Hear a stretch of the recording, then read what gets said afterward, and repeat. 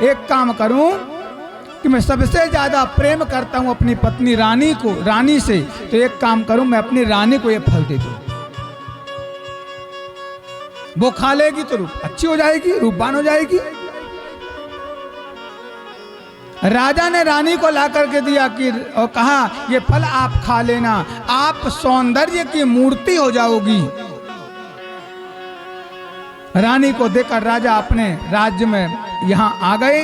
वहां रानी ने सोचा मैं फल खाकर क्या करूंगी, मैं अपने जिससे प्रेम करती हूँ वो नवयुवक जवान को उसको दे दूं।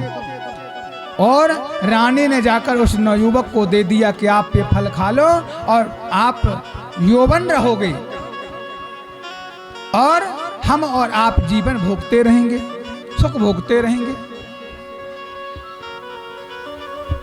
देकर रानी अपने महल में आई, लेकिन जो नवयुवक था वो एक नाचने वाली वेश्या से प्रेम करता था।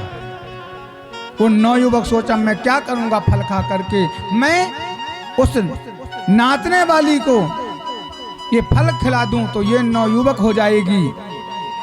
आज वो युवक लाकर नाचने वाली को दिया और नाचने वाली से कहा ये खा लेना, नवयुवक हो जाओगी। उस नाचने वाली ने कहा, सोचा मन में कि मैं खा के क्या करूंगी, ऐसा करूं कि मैं तो इस देह से छुटकारा पाना चाहती हूं, क्योंकि मैं वेश्या हूं, इसलिए मैं ये फल को नहीं खाऊंगी। मैं मर जाऊंगी तो भी चलेगा, लेकिन ये फल की आवश्यकता है राजा को। तो रानी वो नाचने वाली वेश्या ने लाकर राजा को फल दिया। राजा ने फल लिया और वेश्या ने कहा ये फल आप खा लो, फल खा लोगे तो आप हमेशा नवयुवक बने रहोगे, अपने राज्य को चलाते रहोगे प्रसन्न होकर के। राजा ने हाथ में फल लिया।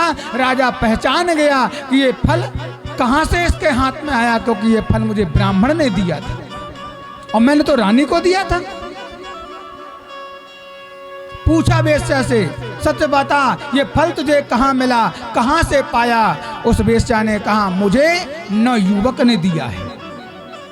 तो राजा ने सोचा कि रानी को मैंने दिया था और उस नवयुवक ने रानी के महल से उस फल को चोरी किया और चोरी करके लाके वेश्या को दिया। नवयुवक को बुलाया गया, नवयुवक से पूछा गया फल कहाँ से मिला, तूने चोरी किया था। उस नवयुवक ने कहा महाराज मैं जब ही बताऊंगा जब आपकी रानी आपके सामने आके खड़ी हो जाएगी, तभी बताऊंगा।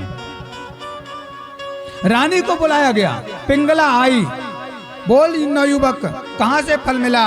उस नवयुवक ने कहा महाराज ये फल मैंने चोरी नहीं करी, ये फल मुझे आपकी रानी ने दिया है और आपकी रानी मेरे से प्रेम करती है, मेरे पे मरती है। जैसे राजा ने आज सुना कि ऐसी ऐसी बात है, तो आज राजा तत्काल अपने राज्य को त्याग दिया।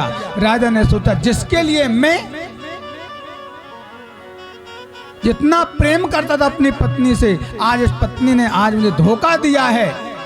राजा ने तत्काल राज्य को छोड़ा, अपने राज्य से वस्त्र को त्यागा और राज्य से वस्त्र को त्याग करके सन्यासी का वेश धारण करके आज राजा जैसे गेट के बाहर निकला वही झोला दिखाई पड़ा और वह झोला लेकर के आज भर्तरी सीधा गोरखनाथ के पास पहुंचा।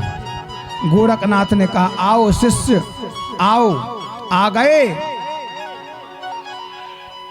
भर्तरी ने कहा महाराज आ गया। पहले मैं जागा नहीं था, सोया था, परिवार के लिए सोचता था, मेरा परिवार, मेरा ये मेरा वो, लेकिन वास्तव में महाराज कोई किसी का नहीं है, एक दूसरे को धोखा देने के सिवा कुछ नहीं करते महाराज। अब मैं परिवार के साथ नहीं रहना चाहता, अब मैं जोगी बन करके रहूंगा। तो सारे राज्य को त्यागा।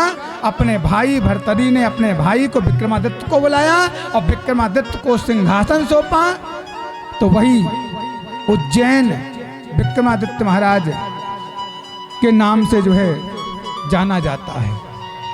भर्तरी महाराज अपने सबको त्याग करके और भगवान की भक्ति में गुरु गोरखनाथ के साथ लग गए।